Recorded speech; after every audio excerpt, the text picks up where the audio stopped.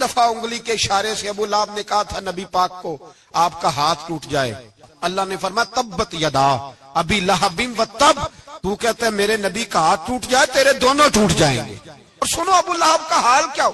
ابو لہب کا معنی ہے ابو لہب شولوں کا باپ، لہب شولوں والا۔ کیا مطلب؟ ابو لہب اتنا حسین و جمیل تھا کہ اس کے جو رخسار تھے شولوں کی طرح چمکا کرتے، اتنا خوبصورت تھا، لال سرخ رنگ تھا، خوبصورت آدمی۔ عرب میں جب غربت تھی تو اس کے گھر میں اس وقت بھی 2 اینٹیں سونے کی تھی، اتنا مالدار آدمی اور سردار تھا سارے مکے کا، لیکن نبی پاک کی بے ادبی کی۔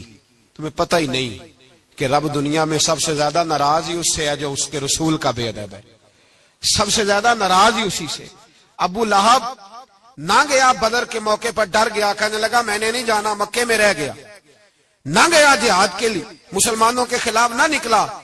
لوگوں نے بڑا اس کو لان تان کیا، لیکن کہنے لگا میرے خرچے پہ 4-5 بندے لے جاؤ، میں نہیں جاؤں گا، پیچھے رہ گیا۔ لوگ کہنے لگے بچ گیا، لیکن اس کے جسم کے اندر ایسی بیماری نکلی کہ ریشے سے بھر گیا سارا وجود، ریشے۔ اس کے بچوں نے لے جا کے ابو لہب کو پیچھے ایک حویلی تھی مکے کے باہر، اس میں بند کر دیا۔ چیختا تھا، چلاتا تھا، میں بد دعا نہیں دیتا، پر اگر کلیجہ پھاڑ کے دیکھو تو دل بڑا زخمی ہے۔ میری حیات کو ٹکڑوں میں بانٹنے والے، جب تیری حیات بھی بکھرے تیری ممات بھی بکھرے۔ اللہ کرے اسی طرح تو بھی روئے جس طرح آج اس دھرنے میں شہید ہونے والے کی ماں روئی۔ اللہ کرے میری حیات کو ٹکڑوں بانٹنے والے، جب تیری حیات بھی بکھرے جب تیری ممات بھی بکھرے۔ بد دعا ہے تمہارے لیے، بد دعا ہے تمہارے لیے، جب تیری حیات بھی بکھرے تیری ممات بھی۔ بند کر دیا اس کو لے جا کے وہاں پیچھے، اور جب اس کو بند کر دیا کمرے میں تو چلاتا تھا، چیختا تھا، کوئی مجھے بچاؤ، کوئی پانی پلاؤ۔ دروازہ توڑ کے باہر نکلا تو چوک میں مر گیا ابو لہب۔ اتنی بدبو آتی تھی کہ کوئی قریب نہیں جاتا تھا۔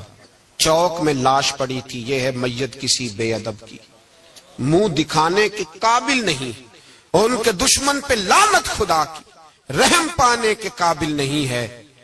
چوک میں لاش پڑی ہے، تبت یدا ابی لہب و تب، چوک میں پڑی ہوئی ہے، کوئی قریب نہیں جاتا۔ اس کے بیٹوں سے لوگ جا کے کہنے لگے تمہارا باپ تھا، شرم کرو۔ ایک ملازم کو پیسے دیے اس کے بیٹے نے، کہا گڑھا کھودو اور میرے باپ کو رسی کے ساتھ پکڑ کے اس میں پھینک دو۔ ایک گڑھا کھودا مکے کی گلی میں، اور رسی کے ساتھ پکڑ کر، رسی کے ساتھ باندھ کر اس کی ٹانگ کو گھسیٹ کر اس گڑھے میں ڈال دیا، اوپر سے مٹی ڈال دی، بدبو کا وہ ڈھیر بند کر دیا۔ ابو لہب مکے کا سردار تھا، پر جانے کہاں مردود دفن ہے۔ لیکن میانی صاحب کے قبرستان میں جاؤ، میانی صاحب کے قبرستان میں وہ علم الدین جسے اپنا نام بھی نہیں لکھنا آتا تھا، ہزاروں لوگ روزانہ اس کی قبر پہ کھڑے ہوتے ہیں اور رسول اللہ کی نعتیں سناتے ہیں۔ جا کے دیکھو تو صحیح منظر کتنا بدل گیا۔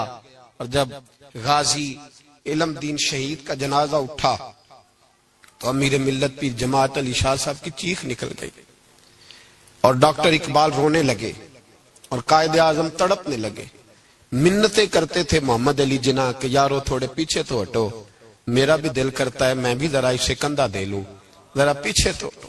محمد علی جناح جیسے لوگ تڑپتے تھے، اور جب قبر میں اترنے کی باری آئی تو ڈاکٹر اقبال نے ہاتھ باندھے، کہنے لگا او دوستو اقبال پہ تھوڑا رحم کھاؤ، اسے میرے ہاتھوں پہ رکھو، قبر میں اتار دیتا، اسے میرے ہاتھوں قوت عشق سے ہر پست کو کر دے، دہر میں اس میں محمد سے اجالا کر دے، اور کی محمد سے فاتو نے تو ہم تیرے، یہ جہاں چیز ہے کیا لوح و قلم تیرے ہیں۔